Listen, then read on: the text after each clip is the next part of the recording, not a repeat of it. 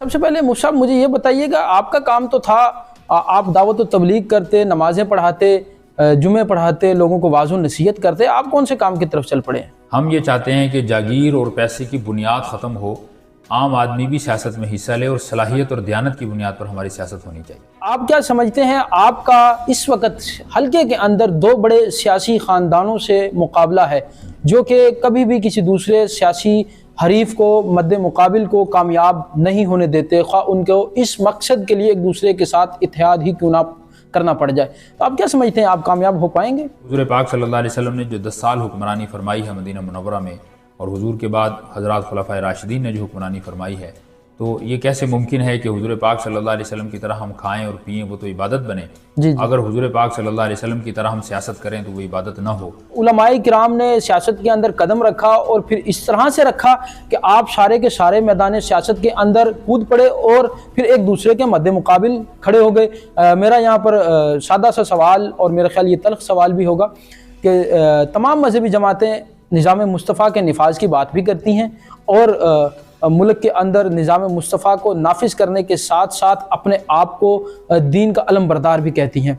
एक आम पाकिस्तानी की हैसियत से मैं आपसे सवाल करना चाहता हूँ कि आप किस तरह से समझते हैं कि एक शख्स जिसके पास हक़ राय दही के लिए 2 वोट्स हैं, एक MNA का और एक MP का, वो हक़ राय दही इस्तेमाल कर सकता है, जबकि 4 पार्टीज़ मैदान अमल के अंदर निज़ाम मुस्तफ़ा के नाम पर मौजूद हैं। हमारी जितनी भी मजहबी जमातें हैं जी, वो मुख्तलिफ इशूज़ पर इख्तलाफ राय होता ही रहता है, ठीक है। और वो भी उसके तहत अगर इख्तलाफ करते हैं तो उन्हें भी हक़ है जैसे कि दीगर पाकिस्तानियों को या दीगर कौम को हक़ हासिल है। लेकिन जबकि मजहबी जमातों का बुनियादी जो नज़रिया है वो कलमा तैयबा ला इलाहा इल्लल्लाह मुहम्मदुर रसूलुल्लाह, तो ये तो इसमें तो तज़ाद ही कोई नहीं है, और फिर एक दूसरे के मुकाबिल इलेक्शन लड़े। मुल्क की सियासत में इस वक्त पैसे की बुनियाद पर सियासत है या जागीर की बुनियाद पर? हाँ, बिल्कुल इसी तरह से है। तो आपका मकसद क्या है मौलाना साहब सियासत में आने का? मैंने अपने हल्के में 12 बंदे सरकारी मुलाजिम बनवाए हैं। ठीक। हमारी सियासत में दयानत नहीं देखी जा रही, ना सलाहियत देखी जा रही, बस जिसके पास पैसा आता है वो जनाब जोश व खरोश के साथ मैदान अमल में आ जाता है जी मैं इलेक्शन लड़ना है। मुफ्त आपका ताल्लुक भी फूल नगर से है, और हमारे यहाँ पर अरसा दराज से हुक्मरानी करने वाले ख़ानदानों में से एक ख़ानदान का ताल्लुक भी फूल नगर से है और आपकी ही बरादरी से है। तो क्या आपकी बरादरी इस दफ़ा उनको मुस्तरद करके आपको अपनाएगी? सच्ची बात यह है कि हल्के में वर्क करते हुए कई दफ़ा ये एहसास होता है कि हम ताख़ीर से आए हैं। कौम शिद्दत से पहले से मुंतज़िर थी कि कोई तीसरा फरीक आए, कोई आम आदमी हमारी तरह का सियासत में आए जो हमारे मसाइल को हल करे। हम हल्के की बात कर लेते हैं। हल्के में 2 बड़े सियासी हरीफ मौजूद हैं जो किसी तीसरे को एक्सेप्ट नहीं करते। उनकी मौजूदगी में जब 4 जमातों के उम्मीदवारान मौजूद होंगे और एक ही नज़रिए के नाम पर, निफाज इस्लाम के नाम पर जब वो वोट मांगेंगे, तो वोटर किस तरह से इंतखाब करेगा? कि क्या दीगर मजहबी जमातों या दीगर किसी आज़ाद उम्मीदवारान के साथ आपने कुछ सीट एडजस्टमेंट के लिए, वोट बैंक के लिए, अपने हक़ में दस्तबरदार दीगर उम्मीदवारों को करवाने के लिए कोई राब्ते, कोई इस तरह की मुहिम आपकी चल रही है? लेकिन मुफ्त सवाल ये है कि आपकी बरादरी के ही वो उम्मीदवारान हैं, कहीं ऐसा तो नहीं होगा आप बरादरी के दबाव में आकर उनके हक़ में दस्तबरदार हो जाएं, ज़ाती तौर पर, जमाती तौर पर नहीं? ठीक है, हम बैठ सकते हैं।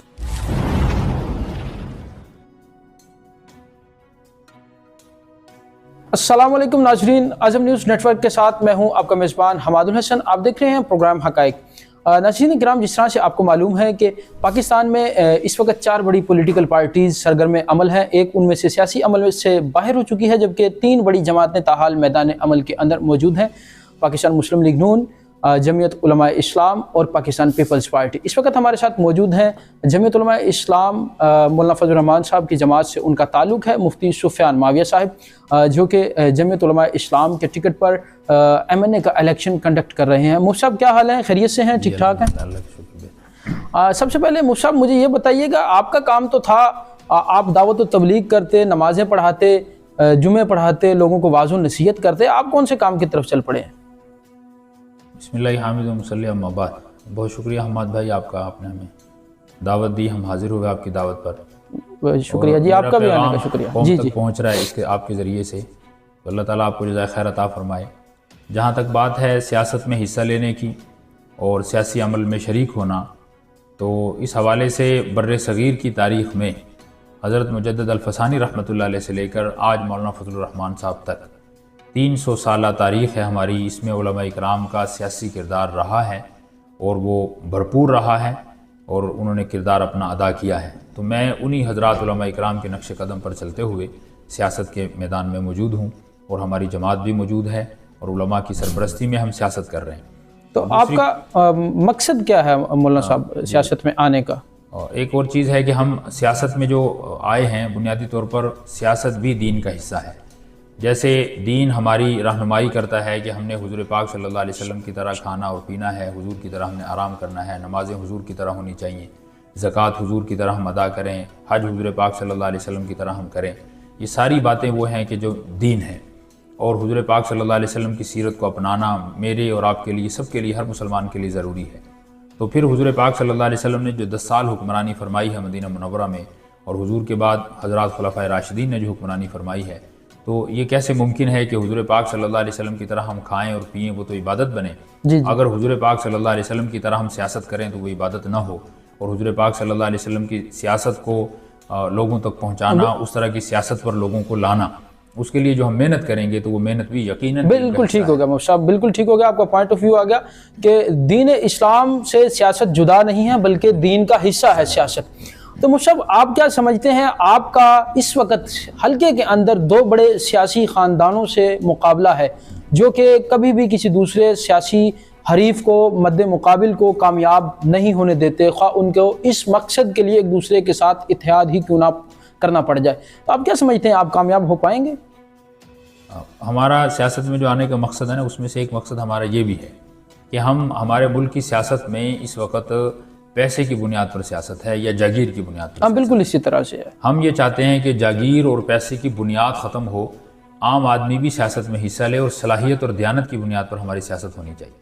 ہماری سیاست میں دیانت نہیں دیکھی جا رہی، نہ صلاحیت دیکھی جا رہی، بس جس کے پاس پیسہ آتا ہے وہ جناب جوش و خروش کے ساتھ میدان عمل میں آ جاتا ہے، جی میں الیکشن لڑنا ہے۔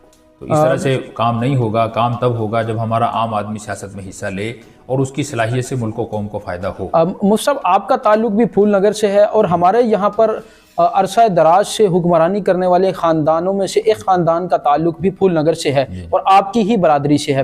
تو کیا آپ کی برادری اس دفعہ ان کو مسترد کر کے آپ کو اپنائے گی؟ برادری ازم پر ہم سیاست میں نہیں آئے۔ ٹھیک ہے، ہمارا مقصد جو ہے وہ پاکستانیت اور اسلام ہے۔ ٹھیک ہے، اس مقصد کے تحت آئے ہیں کہ پاکستان ترقی پائے اور میری پوری قوم ترقی پائے، وداؤٹ مسلک، وداؤٹ مذہب، اور اسی طرح ہم ان چیزوں کی تفریق کے بغیر پوری انسانیت کی خدمت کے لیے میدان عمل میں آئے ہیں۔ اس میں ہمیں سپورٹ ہر طرح سے حاصل ہے، عام آدمی کی ہمیں سپورٹ بہت زیادہ حاصل ہے، اور لوگ ہمارے ساتھ چل رہے ہیں اور ہمیں ہر جگہ سے تعاون مل رہا ہے۔ بلکہ سچی بات یہ ہے کہ حلقے میں ورک کرتے ہوئے کئی دفعہ یہ احساس ہوتا ہے کہ ہم تاخیر سے آئے ہیں، قوم شدت سے پہلے سے منتظر تھی کہ کوئی تیسرا فریق آئے، کوئی عام آدمی ہماری طرح کا سیاست میں آئے جو ہمارے مسائل کو حل کرے۔ وہ منتظر تھی، لیکن ہم دیر سے آئے۔ میں معذرت بھی کرتا ہوں ساتھیوں سے کہ ہم واقعتاً دیر سے آئے ہیں، لیکن اب آگے ہیں تو انشاءاللہ تعالیٰ مستقل بنیادوں پر آئے ہیں، اور ہم جی لگا کر قوم کی خدمت۔ مفتی صاحب آپ نے بات کی کہ قوم منتظر تھی کسی تیسرے فریق کی، لیکن آپ نے تو علماء کرام نے سیاست کے اندر قدم رکھا، اور پھر اس طرح سے رکھا کہ آپ سارے کے سارے میدان سیاست کے اندر کود پڑے اور پھر ایک دوسرے کے مد مقابل کھڑے ہو گئے۔ میرا یہاں پر سادہ سا سوال، اور میرے خیال یہ تلخ سوال بھی ہوگا، کہ تمام مذہبی جماعتیں نظام مصطفیٰ کے نفاذ کی بات بھی کرتی ہیں، اور ملک کے اندر نظام مصطفیٰ کو نافذ کرنے کے ساتھ ساتھ اپنے آپ کو دین کا علم بردار بھی کہتی ہیں۔ ایک عام پاکستانی کی حیثیت سے میں آپ سے سوال کرنا چاہتا ہوں کہ آپ کس طرح سے سمجھتے ہیں کہ ایک شخص جس کے پاس حق رائے دہی کے لیے 2 ووٹس ہیں، ایک MNA کا اور ایک MP کا، وہ حق رائے دہی استعمال کر سکتا ہے، جبکہ 4 پارٹیز میدان عمل کے اندر نظام مصطفیٰ کے نام پر موجود ہیں؟ غرض یہ ہے کہ ہماری جتنی بھی مذہبی جماعتیں ہیں جی، وہ مختلف ایشوز پر اختلاف رائے ہوتا ہی رہتا ہے، ٹھیک ہے، اور وہ بھی اس کے تحت اگر اختلاف کرتے ہیں تو انہیں بھی حق ہے، جیسے کہ دیگر پاکستانیوں کو یا دیگر قوم کو حق حاصل ہے۔ تو جیسے لبرل جماعتوں میں بھی اختلاف ہے، اور وہ اختلاف کی بنیاد پر 3 پارٹیاں اور وہ سیاست کر رہی ہیں، ہم اگر مذہب کی بنیاد پر سیاست کر رہے ہیں اور آئین پاکستان کے تحت ہم سیاست کر رہے ہیں تو سب کو حق حاصل ہے۔ لیکن مفتی صاحب لبرل پارٹیز میں دائیں بازو اور بائیں بازو کی جماعتیں ہوتی ہیں، الگ الگ موٹیو ہوتے ہیں، ان کے الگ الگ نظریات ہوتے ہیں، لیکن جبکہ مذہبی جماعتوں کا بنیادی جو نظریہ ہے وہ کلمہ طیبہ لا الہ الا اللہ محمد رسول اللہ، تو یہ تو اس میں تو تضاد ہی کوئی نہیں ہے، اور پھر ایک دوسرے کے مقابل الیکشن لڑیں۔ مذہبی جو جماعتوں کا اتفاق رائے ہے آئین پاکستان پر ٹھیک ہے 22 دستوری نکات ہمارے علماء نے دیے تھے اور پاکستان کا آئین اسلامی ہے، اس پر سب جماعتوں کا اتفاق ہے۔ اب اس کے نفاذ کا مرحلہ درپیش ہے، تو ہر جماعت ایک حکمت عملی طے کرتی ہے، اس کے تحت کرتی ہے۔ لبرل میں بھی کوئی اختلاف نہیں، لبرلز میں سیکولر نظریات کے اوپر یہ سب ایک ہیں، اس میں کوئی اختلاف نہیں ہے۔ باقی حکمت عملی کا تھوڑا بہت فرق ہے جماعتوں میں، اور اسی طرح ہر جماعت یہ سمجھتی ہے، جو لبرل جماعتیں وہ یہ سمجھتی ہیں کہ ہم لبرلزم کو زیادہ فروغ دیں گے، ہم چونکہ مذہبی جماعت ہیں اور ہم پاور والی جماعت ہیں، ہمارے پاس ملک کی سب سے بڑی نمائندگی ہمارے پاس ہے کہ قومی اسمبلی میں ہماری 16 سیٹیں تھیں، تو ہم ایک نمائندہ اور بڑی جماعت ہیں اس ملک کی، اس حیثیت سے ہم سیاسی میدان میں بھی ہیں، اور چھوٹی پارٹیاں جتنی بھی مذہب کی بنیاد پر ہیں وہ ہم ان کے مخالف نہیں ہیں، ہمارا ان سے کوئی تضاد نہیں ہے، اختلاف رائے ہے وہ رہے گا جی، وہ ختم نہیں ہو سکتا۔ لیکن مفتی صاحب عام ووٹر کس طرح سے انتخاب کرے؟ میرا سوال یہ ہے، ہم حلقے کی بات کر لیتے ہیں، حلقے میں 2 بڑے سیاسی حریف موجود ہیں جو کسی تیسرے کو ایکسیپٹ نہیں کرتے، ان کی موجودگی میں جب 4 جماعتوں کے امیدواران موجود ہوں گے اور ایک ہی نظریے کے نام پر، نفاذ اسلام کے نام پر جب وہ ووٹ مانگیں گے، تو ووٹر کس طرح سے انتخاب کرے گا؟ بس ووٹر کے لیے ہم اتنی سی بات عرض کرتے ہیں کہ ہم سسٹم کے اندر موجود ہیں، باقی جتنی بھی ہماری جماعتیں ہیں وہ قابل احترام ہیں مذہبی جماعتیں، ٹھیک ہے، لیکن وہ ہماری سطح پر ابھی تک نہیں ہے، یعنی ان کی ابتدائی محنت ہے اور ہماری محنت کافی آگے بڑھ چکی ہے کہ ہم پارلیمنٹ میں ایک مؤثر نمائندگی رکھتے ہیں، ملک کی سیاست میں ہم مؤثر کردار رکھتے ہیں، باقی جماعتوں کا بھی ایسے کردار نہیں ہے، تو اگر ووٹر ہمارے ساتھ کندھا ملائیں گے تو ہمارا کردار مزید بڑھ جائے گا، ان کے ساتھ چلتے ہیں تو مطلب اچھی بات ہے، لیکن ان کا کردار بہرحال ایک محدود دائرہ ہے۔ ٹھیک ہوگا مفتی صاحب، آپ نے بات کی کہ دیگر مذہبی جماعتوں کا کردار محدود ہے، تو میرا سوال آپ سے بھی یہ ہے کہ کیا دیگر مذہبی جماعتوں یا دیگر کسی آزاد امیدواران کے ساتھ آپ نے کوئی سیٹ ایڈجسٹمنٹ کے لیے، ووٹ بینک کے لیے، اپنے حق میں دستبردار دیگر امیدواروں کو کروانے کے لیے کوئی رابطے، کوئی اس طرح کی مہم آپ کی چل رہی ہے؟ سیاست میں تمام آپشن ہمہ وقت موجود بھی رہتے ہیں، ان کو استعمال بھی کیا جاتا ہے۔ ہمارا چونکہ ہم جماعتی بنیادوں پر ہیں تو پارٹی سطح پر ہم نے نون لیگ کے ساتھ ہمارے ایڈجسٹمنٹ کی بات چلی تھی، لیکن وہ ایڈجسٹمنٹ نہیں ہو پائی۔ اس کے علاوہ ہمارے جتنے بھی آزاد امیدوار کھڑے ہیں ان سے مختلف مواقع پر مختلف طرح سے ہم نے بات چیت کی ہے، لیکن وہاں بھی کوئی ایڈجسٹمنٹ کی صورت سامنے نہیں آئی۔ تاحال یعنی کہ یہ صورتحال سامنے نہیں آ سکی، ہر ایک اپنی سطح پر الیکشن لڑ رہا ہے، حصہ لے رہا ہے۔ ٹھیک ہے، اچھا مفتی صاحب، یہ تو آپ نے بات کی کہ نون لیگ سے جماعتی سطح پر بات ہوئی تھی ایڈجسٹمنٹ کی، لیکن وہ نہیں ہو پائی، آگے نہیں بڑھ سکی۔ لیکن مفتی صاحب سوال یہ ہے کہ آپ کی برادری کے ہی وہ امیدواران ہیں، کہیں ایسا تو نہیں ہوگا آپ برادری کے دباؤ میں آ کر ان کے حق میں دستبردار ہو جائیں، ذاتی طور پر، جماعتی طور پر نہیں؟ وہ یوں ہے کہ ہم جب میدان عمل میں آئے تھے تو ہم ذات برادری کی بنیاد پر نہیں آئے، ہم ایک جماعت کی بنیاد اور نظریے کی بنیاد پر آئے، تو نظریاتی بنیادوں پر جو شخص آتا ہے تو وہ نظریے کی بنیاد پر ہی بیٹھے گا، نظریے کی بنیاد پر ہی کھڑا ہوگا۔ جب کھڑے نظریے کی بنیاد پر ہوئے ہیں تو بیٹھیں گے بھی نظریے کی بنیاد پر۔ جماعت کوئی فیصلہ کرتی ہے ہمارے حق میں یا ہمارے خلاف، تو اس صورت کے اندر تو آپ کہہ سکتے ہیں کہ ہم بیٹھ سکتے ہیں، ورنہ وہ آپشن بھی ختم ہو گیا۔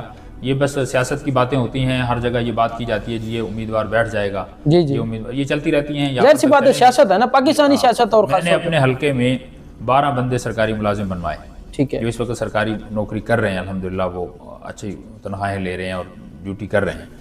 تو جب ظاہر سی بات ہے جب بندہ مستقل بنیادوں پر خدمت کر کے آتا ہے نا، تو وہ مستقل بنیادوں پر کھڑا رہنے کے لیے آتا ہے، بیٹھنے کے لیے نہیں آتا۔ بہت شکریہ مفتی سفیان معاویہ صاحب ہمارے ساتھ موجود تھے، پاکستان کی قومی اسمبلی کے لیے امیدوار ہیں جمعیت علماء اسلام کے۔ ان کا یہ کہنا تھا کہ عوام ہمیں ووٹ دے کر کامیاب کروائیں تاکہ نظام مصطفیٰ کے نفاذ کی راہ ہموار ہو سکے، چونکہ جمعیت علماء اسلام پہلے سے ہی سیاسی دھارے کے اندر قومی لیول پر موجود ہے۔